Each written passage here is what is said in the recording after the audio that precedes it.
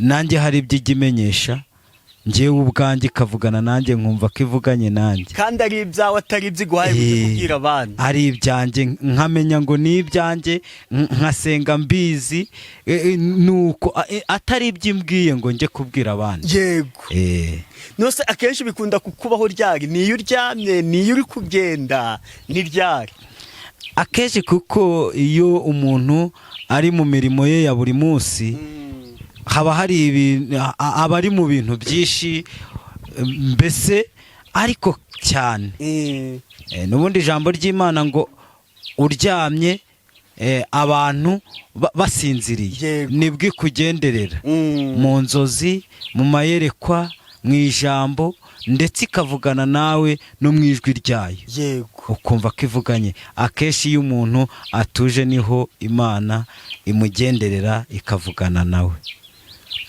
ariko niyo uri kugenda mu nzira utuje uri wenyine nabwo yego aho niho iyo utuje nta bintu bituma mu mutwe haba harimo ibintu bijagaraye yego wumva ivuganye nawe aho naho birakunda yego biremera nose ujya kumva nk'ijwi uri kuvugira nka hano inyuma uri nko kugenda ukumva ariko urugero rw'ibyo yigeze kubwira byawe uri nko kugenda pe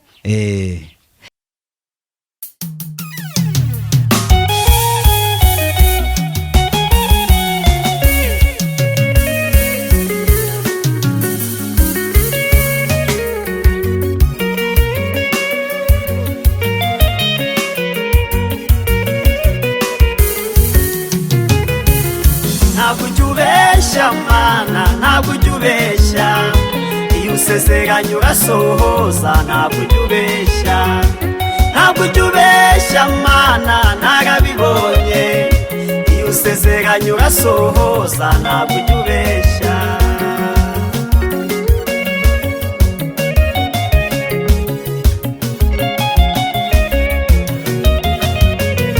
ntabwo usezeranye umuntu inka ng'umuha ihene cyangwa umusezeranye imodoka nyuma umuha igare ibyo bikorwa n'abantu reka mbasuhuze abakunzi ba Concorde TV show aho muherereye mu Rwanda mu ntara enye ndetse n'abari mu mujyi wa Kigali bari mu mahanga mwumva ikinyarwanda ndabasuhuje Imana amahoro nibane namwe kandi bahe umugisha nk'ibisanzwe ndihatuma Imana Concorde reka ngushimire wakanze subscribe ukadushyigikira tukatuka umuryango mugari nawe ugiye kubona iki kiganiro bwa mbere ubonye yicano ukayikandaho ngusabiye umugisha yego nanjye ubunibere mu karere ka Gicumbi navuye Musanze nta kindi cyanzanye ntago naje gutembera ahubwo naje kwirebera umukozi w'Imana niwe turi kumwe namugezeho nsanze ari muzima tugiye kuganira ugango twibutsa abantu yuko Imana yacu ivuga Imana yacu isezeranya kandi gasohoza ntabwo igibeshya ndi umugabo wo kubihamya hari byinshi yambwiye kandi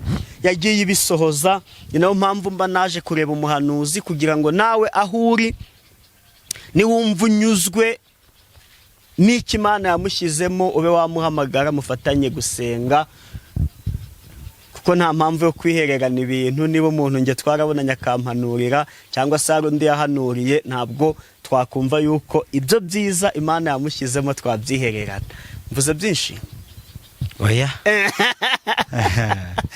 yego nitwibaza Jean Claude niwe turi kumwe ni umupapa tuguhaye ikaze kuri Concorde TV show tunagushimira ko waduhaye ikaze hano mu rugo iwawe murakoze cyane kuba mwatugezeho yego kandi ni byiza ko n'ubundi tugaragaza n'ubundi imva n'imvano yacu cyangwa se niyo murimo w'Imana yego ubundi ni ukuvuga ngo natwe twishimiye kubakira yego akoze kuba mwageze hano yego natwe rero nuko mudusanze turi amahoro Imana yabanye natwe kandi dukomeje umurimo w'Imana nk'uko wabyumvishe ariko bikaba byatumye noneho nawe uhigerera yego kugira ngo hagere urebe nashimye yego reka dusengere ugango Imana ize kubana natwe muri iki kiganiro kadusenga Imana y'imbaraga nyinshi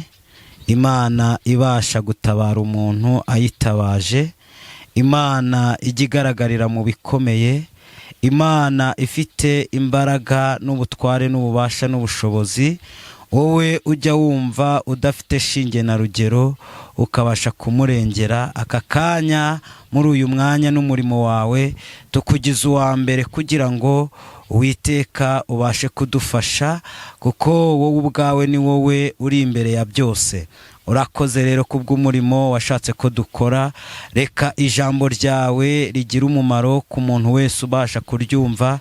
Reka imitima yari guye umwuma ibashe kubona amazi kubw'ijambo ryawe. Urakoze buri wese rero agirirwe neza nawe, kuko uri Imana igira neza. Mu izina rya Yesu Kristo umwami n'umukiza wacu, amen. Amen. Hano Gicumbi izuba rimeze nabi pe. Ryacanye ariko bwo riri kuva rika. Ubu turi saa 4 n'igice ariko wagira ngo turi saa 7. Ariko naha ntiryahavaga cyane. Ingo pe. Ariko ni ibintu bigenda bihinduka. Ririmo rirahava, ariko ni ibintu tugomba kumenya ko bigenda bihindagurika. Yego. Hano byari bisanzwe ko ricana gutya koko. Ntago ryacanaga cyane. Habaga hari akayaga. Ingo pe. Habaga hari amahumbezi. Ese ubona ari ahantu heza hari amafu. Yego. Ariko nyine nuko uko ibintu bigenda bihinduka, bigenda bihindukana n'ibyabyo. Nibi. Nta kimana yabibabwiyeho se. None se waba uri aho ngaho utazi amakuru? Ibi ngibi nabyo hari amakuru tubiziho. Ayo makuru ni uko tuzi ko nyine hari ibihe bigomba kugenda bihinduka. Ari nayo mpamvu ibiriho uyu munsi bidahuye n'ibyabanje. Biri kugenda bihinduka rero, ariko tukamenya ngo nta kindi twabikoraho, dukwiriye gukomeza gusenga Imana, kuko ijya yemera ko ibintu bihinduka. Ubu n'ubu wabona imvura iraguye. Yego. Wabona imvura iraguye n'ubwo iri zuba ryacanye. Yego. Ariko Imana ibasha guhindura ibintu. Yego. Ese koro nk'umuntu w'umuhanuzi uhanurira abandi, yego, nawe hari igihe Imana igikunyuzaho ibyawe?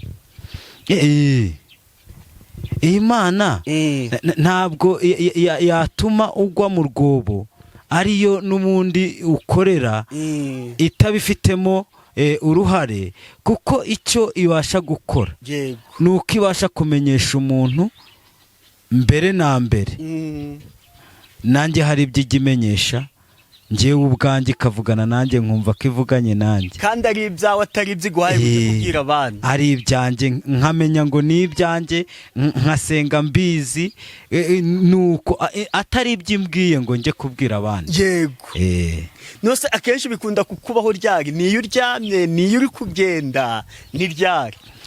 Akenshi kuko iyo umuntu ari mu mirimo ye ya buri munsi, haba hari ibintu, abari mu bintu byinshi mbese, ariko cyane n'ubundi ijambo ry'Imana ngo uryamye abantu basinziriye nibwo ikugenderera, mu nzozi, mu mayerekwa, mu ijambo, ndetse ikavugana nawe no mu ijwi ryayo. Yego. Ukumva ko ivuganye. Akenshi iyo umuntu atuje niho Imana imugenderera ikavugana nawe. Ariko niyo uri kugenda mu nzira utuje uri wenyine nabwo. Yego, aho niho ho. Iyo utuje nta bintu bituma mu mutwe haba harimo ibintu bijagaraye. Yego. Wumva ivuganye nawe. Aho naho birakunda. Yego. Biremera. Nose ujya kumva nk'ijwi uri kuvugira nka hano inyuma uri nko kugenda kumva. Ariko urugero rw'ibyo yigeze kubwira byawe, uri nko kugenda pe. Ahubwo uri kugenda ikaba yakubuza ngo ahantu ntuhajye, cyangwa se ikakubwira ati aha ugiye utahe kare, n'urugero nge nari ntanze. Ahubwo wagira ngo n'ubundi se wowe ko numva nawe bimwe ububizi, nawe wabona mbese nawe urabizi. Bigaragara nk'ubwo buryo. Ni ukuvuga ngo hari urugero ntanze nyirizina. Yego.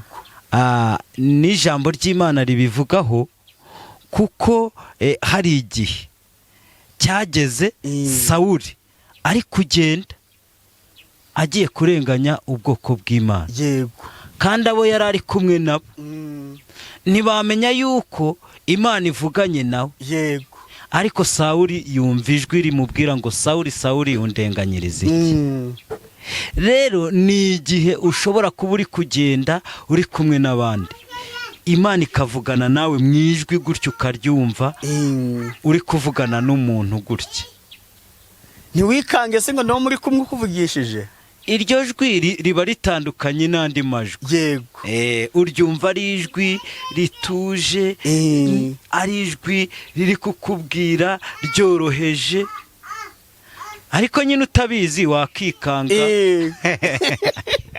utabizi wavuga ati si uyu muntu aturutse he, iri jwi ni iryande, ukareba umuntu, ariko kubera ko hari gahunda kominikasiyo uba ufitanye n'Imana, ibasha kuvuga nawe ukumva ko ari yivuze, arangiza ukamenya ngo ni ijwi ry'Imana. nyine nagusabye urugero rwawe igihe byakubayeho uri kugenda pe. yego nari ndimo ngenda, ndi mu nzira ngenda, noneho ubwo nari ndi kujya ahantu ibyumba mu mujyi, ariko imbere gatoya byagaragaraga Imana iturebera aho tutareba. yari izi ko nimpagera nshobora kuhahurira n'ikibazo. irangije irambwira ngo nice iburyo. n'undi muhanda wari ushamikanye n'uwo nguwo nari ndimo. yego ndangije ndahagarara, hano se kubera iki mbitekerezaho. noneho irongera irambwira ngo ca mw'uyu muhanda w'iburyo. yego gatatu. naravuze ngo sinasuzugura, hari impamvu. narahanyuze ndakomeza nyura mw'uwo muhanda Imana inyoboyemo. noneho ubwo ngeze hirya gatoya, kuko nari ndenze aho ikibazo cyari kiri, burya hari ikibazo imbere yanjye ntabizi. icyo kibazo ni ukuvuga ngo cyari giteye gutya. Imana yabonaga yuko nyine nagiye nta byangombwa afite. yego ariko hari umukwabo bari kugenda bafata abadafite ibyangombwa mu muhanda Imana yakubuje kunyura. noneho hirya gatoya narangije kurenga aho ngaho, n'ubundi bari barimo bafatira abantu kubera ibyangombwa. umuntu wari uhavuye niwe wasanze imbere, nyine yarahanyuze wafite ibyangombwa. asanga njye nageze imbere, ariko mu kandi kayira. birangira noneho ambwiye atuzi buriya ntago hariya wari buhanyure, kuko naramubajije nti bimeze bite hagati aha ngaha n'ubundi ntacyo hahuriye nacyo. arambwira ati uzi bari gufata n'ubundi abadafite ibyangombwa, kuko nari nabisize nagiye numva umutekano. nuko birangira rero ambwiye gutyo. naho Imana yabonaga nyine ndi buhagere, simpave kubera ko nta byangombwa. niho byageze rero imbere gutyo nkomeje ngiyonjya, ariko aho nahataye uwari uhanyuze ampaye makuru. birangije Imana nayigaragaza yuko ariyo yari irimo ivugana nanjye ngo ne kunyura aho ngaho, ubwo nyura ahandi kugira ngo nkomeze. ibyo ngibyo ni ikintu cyambayeho ndi kugenda, Imana ivugana nanjye gutyo. ntawamenya uburyo nyuza aha yari inyoboye, ntawabimenya, ahubwo yo yari izi neza ko hari ibyo ibashije kuba yankiza. aho naho ngaho urugero rwa mbere rw'uko Imana ivugana n'umuntu ari kugenda. noneho wambwiye ngo akenshi ikunda kukuganiriza uryamye, akaba aribwo ikubwira ibyawe. aho ndibaza nti inzozi n'iyerekwa bitandukaniye. inzozi n'iyerekwa, yego ahantu bitandukaniye. inzozi ni ukuvuga ngo uba urimo wumva uri kuvuga. inzozi ni inzozi uba uri kuvuga, kurota nizo nzozi. noneho iyerekwa ni ibyo ureba gusa biri kugenda binyuraho. ubona ibintu biri kunyuraho nka filime nk'uko umuntu aba ari kureba filime ni ukwerekwa. Inzozi rero ni inzozi ziza n'ubundi ukaba uri kurota uvuga zikaza ariko ukumva wowe urimo uravuga. Naho ngaho bitandukaniye. Yego, kwerekwa ni ibintu biza ukabibona biri kugenda binyuraho nka filime. Ubwo rero aho ngaho niho umuntu agomba kumenya itandukaniro ry'ikintu n'ikindi.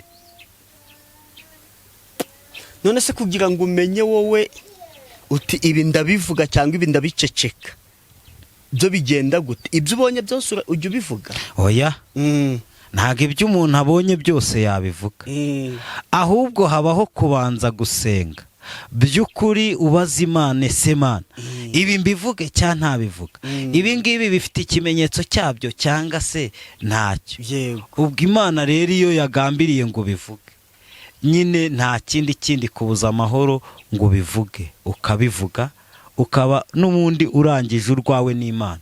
Imana ikisigarira mu byayo nk'uko iba yabigutegetse. Aho ni kwiyerekwa. Uvuga ngo kuba wabibonye hagacamo igihe, ahubwo ushobora no kubona iyerekwa ry'umuntu kabaze Mana sti koko ibi bintu nje kubivuga cyangwa se Mana mpikimenyetso. Yego, naho ngaho n'ubundi biba bigaragara ko ukwiriye kubanza gushaka neza uburyo Imana ikuyobora muri ibyo ngibyo. Nago bumwe wakihuta uhita uvuga ibintu ngo ndabibonye. Oya, bisaba kubanza gusenga ukitonda. Iryo niyere kuba wabonye. None bwabo hanuzi buza kwa kundi umuntu aba ari kuvuga indimi akanazisobanura akavuga hari ibyo Imana yakubwira ukabiceceka. Aho ngaho komba mbona byihuse. Ibyo nabyo ni ukuvuga ngo kuko aba ari wowe utari kubyikoresha.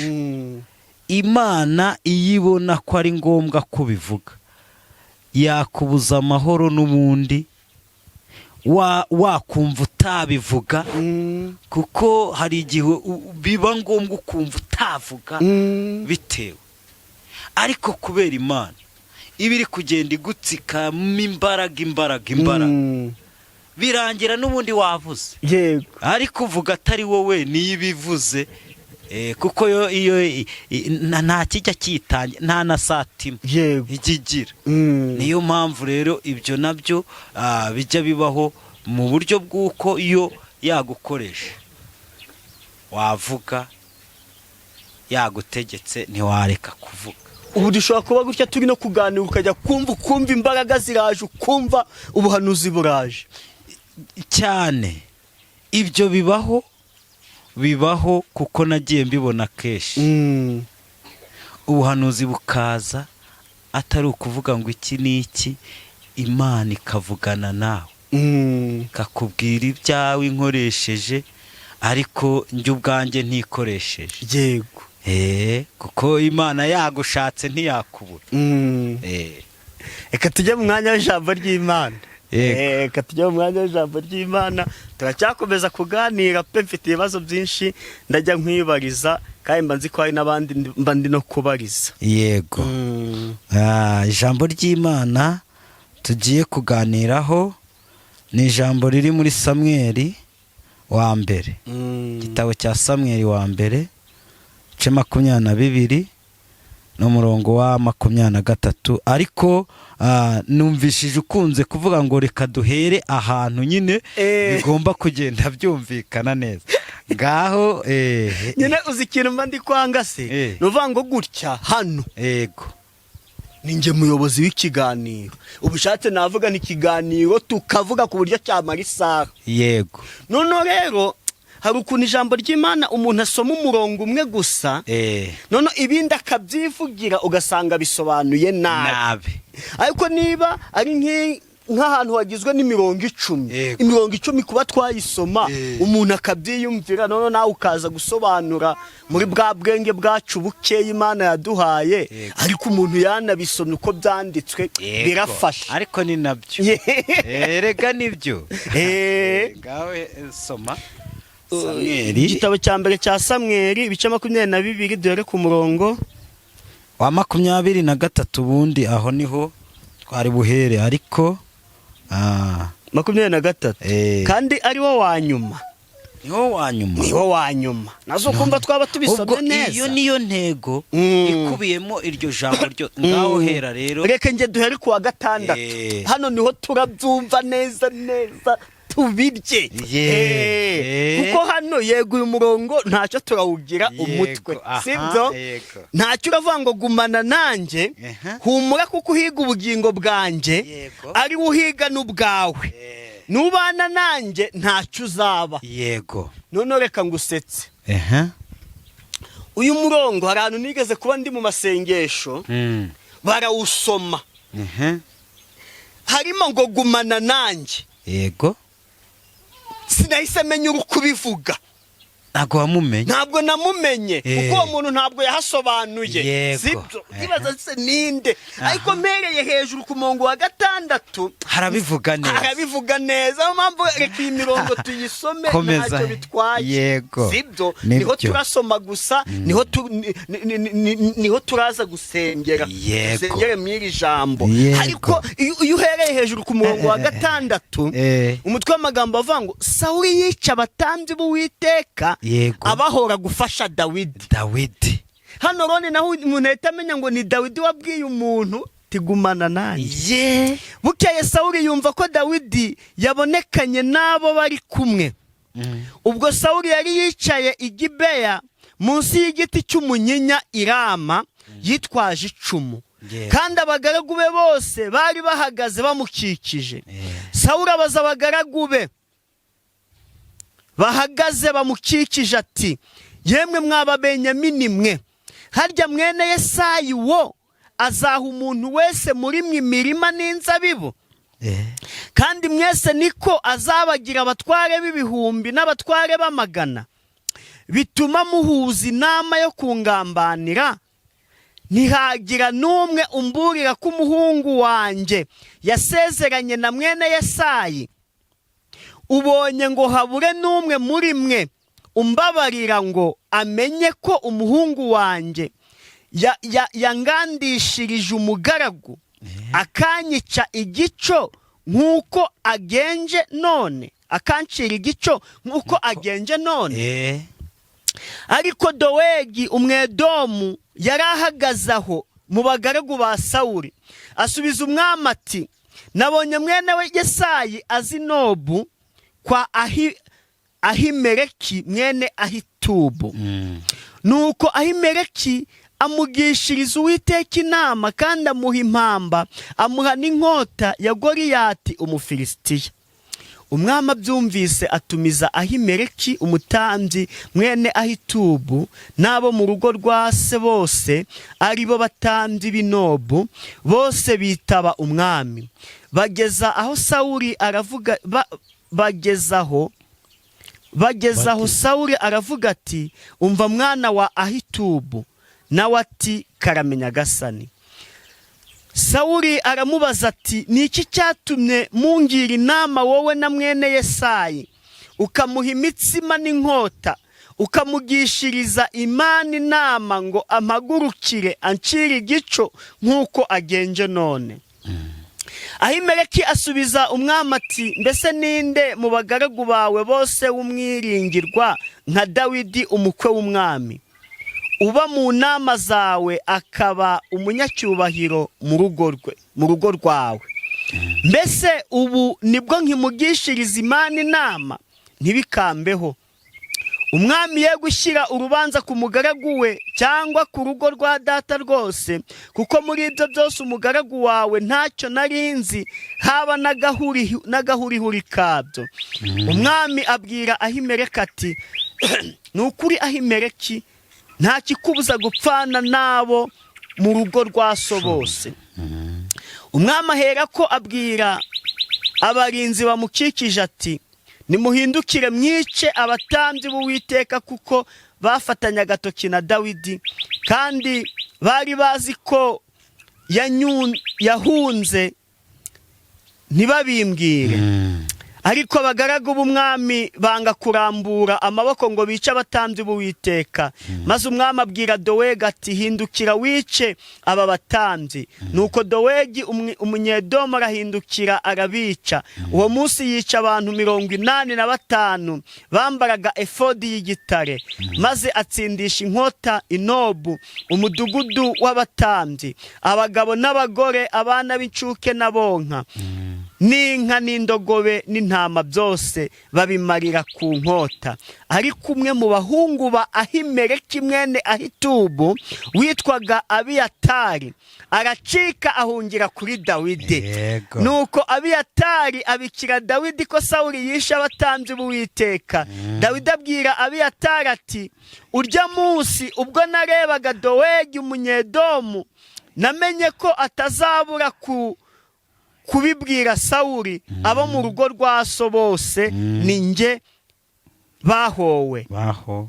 Nuko ariko ibintu njye bivuze, Dawidi abwira Abiyatari ariho kuri umurongo. Nuvuga ngo ni Dawidi yabibwiye Abiyatari ati gumana nanjye, humura kuko uhiga ubugingo bwanjye ari uhigwa n'ubwawe, nubana nanjye ntacyo uzaba. Amen, amen. Imana iduhanana umugisha kw'iri jambo. Nukuri kuko iri jambo impamvu Imana yarishyize ku mutima wanjye. Dawidi uyu nguyu kuko yari ari kumwe n'Uwiteka, kandi Uwiteka yabanaga na Dawidi. Bigaragara neza yuko uyu mwanya ndavuga yuko umuntu wese ubasha kubana n'Imana agasenga, naho hagira ibimuhagurukira, Imana imufiteho umugambi ibasha kumurengera. Ari nayo mpamvu Dawidi yahise abwira Abiyatari uyu nguyu ngo gumana nanjye, gumana nanjye. Nukuri gumana nanjye, kuko Imana yari irimo ishaka kugira ngo imurengere, imurokore. Dawidi nawe kuko yari azi neza ko Imana iri kumwe nawe, kandi itakwemera neza yuko Sawuli abasha kumwica, kandi ngo yagenzaga ubugingo bwabo. Yego, ni nayo mpamvu iyi Mana ishaka ko umuntu naba muri yo nagumana n'Imana, Imana ibasha gukiza, Imana irinda, Imana irengera. Ahangaha mu cyimbo cya Dawidi, umuntu niyiringira Imana, ahangaha kwiringira Imana. Dawidi abwira Abiyatari uyu nguyu ngo nagumane nawe, ni ukuvuga ngo nuko yari azi neza yuko Uwiteka uri kumwe nawe abasha kumurokorana n'Abiyatari. Nukuri ari nayo mpamvu uyu mwanya Uwiteka warengeye Dawidi n'Abiyatari kubwo kumwumvira, yumviye yuko agomba kugumana nawe. N'uyu munsi nukuguma, Uwiteka niwe ushaka yuko tugumana nawe. Nukuri Uwiteka arashaka ko tugumana nawe, tukaguma mu bye, tukaguma mu mwanya, tukumvira. Uwiteka nubwo urugamba rwaba rukomeye abasha kuturokora. Nukuri aha niho iri jambo rero rivuze ngo gumana nanjye, uhiga ubugingo bwawe ni uhiga n'ubwawe. Nukuri ariko mu ruhande rw'Imana ni nayo mpamvu umuntu wese uko yaba ari kose Satani arashaka kugira ngo amuhiga, amugenze, ariko hamwe n'Uwiteka, Uwiteka abasha kudukiza, abasha kuturokora, abasha kuturengera.